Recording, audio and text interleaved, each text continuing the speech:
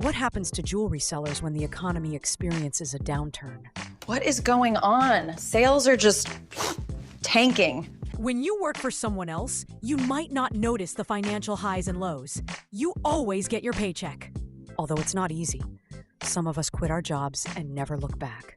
But what happens when people stop buying your jewelry? How am I supposed to pay my electric bill now? When you work for yourself and the cash flow slows to a trickle, you can't afford to ignore what's happening around you.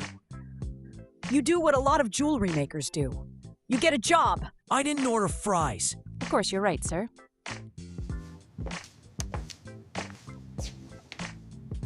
I need you to finish that marketing report right now.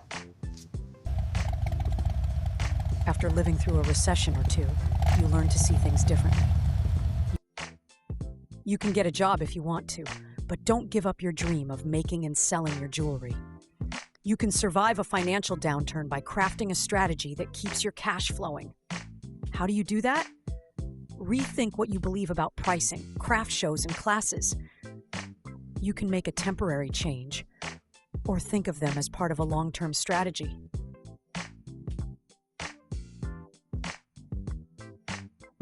You work hard to design and create your jewelry. You deserve to get a price that acknowledges your craftsmanship. This is true, but if no one is buying, you must make a concession or two. Materials are expensive, and you don't want to lose money. Of course, you don't want to slash your prices, but you should consider a few alternatives. Create a budget jewelry line. Same style, lower price materials, less work. Reduce the price on pieces you've had in stock for a while. Offer a limited time only discount. Do a buy one, get one half off special. Offer a next purchase discount. Have a sale. Everybody loves a sale. That's how stores stay in business. Consider free shipping. You'd be surprised what a difference it makes in your bottom line. So, what are the benefits of lowering a few prices? Some of your existing customers will continue buying your jewelry instead of ignoring you completely. Your new prices might bring new customers into your online shop. New customers often become repeat customers. You'll make something instead of making nothing. Think about selling wholesale. I remember when I first considered the idea of wholesaling my jewelry. Actually, it wasn't my idea. A woman came into my booth at an art show and asked if she could buy my jewelry wholesale for her gift shop. I had to think about that.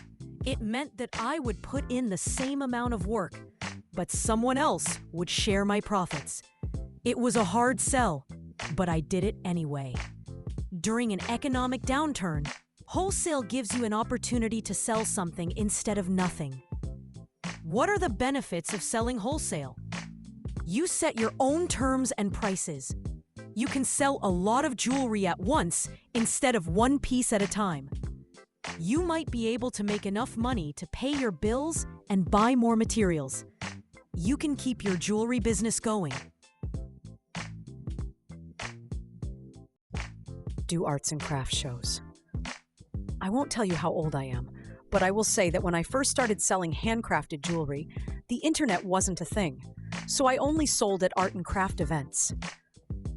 If you've only ever sold on Etsy or other online platforms, you probably don't realize how exhilarating it can be to meet your jewelry customers face to face. Are these handmade? Yes, I make them all myself. I make all of my jewelry with sterling silver. When you sell at an art or craft show, you don't have to hope customers visit your online shop. People come to art and craft events looking for handcrafted goods. Jewelry lovers are always looking for artsy, funky, wearable art.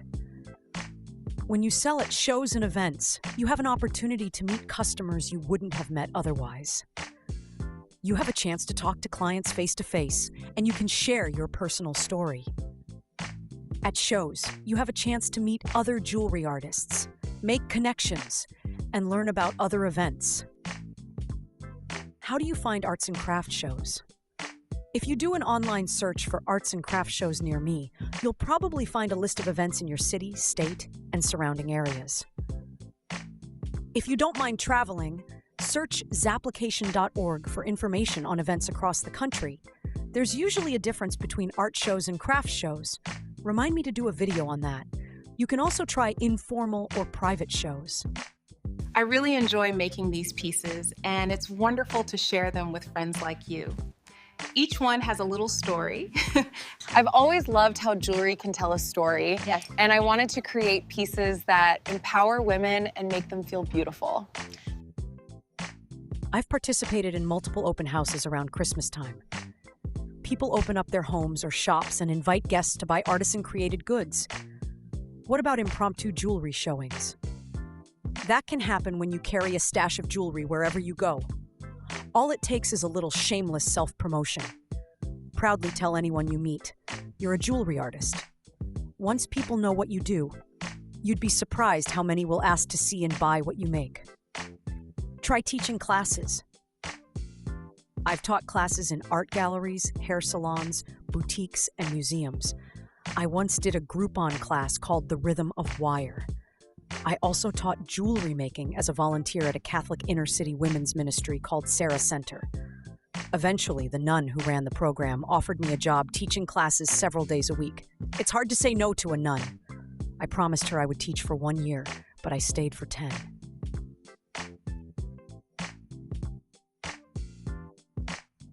How do classes work? It's your class, so you set your class guidelines and rates. For most of my classes, I charged a flat fee and bought the materials. My students provided their own tools. For Groupon, I taught a class series called The Rhythm of Wire. I held classes at a friend's gallery. He didn't charge me for using his space because my classes brought in new energy and new customers every week. He also bought my jewelry wholesale to sell in his gallery. Groupon advertised my classes online, registered students, and sent me a list. All I had to do was show up and teach on the scheduled dates. After I taught my Rhythm of Wire series, my students asked me to teach a metalwork class. As this was separate from the Groupon class, I worked out a schedule and my students paid me directly. When I taught weekly classes at the Catholic ministry, they paid me an hourly rate. Because it was an inner-city ministry, it attracted local media. And they did stories about our group several times a year. Women's clubs, churches, and other groups invited me to speak and sell my students' jewelry. When I sold at art shows, people recognized me, and that meant more sales. You can also build selling opportunities by targeting a better market. Targeting a market requires an ongoing, very intentional process. It's something you should do before the economy starts crashing. You should consider pivoting to this option after you've made it through the current economy.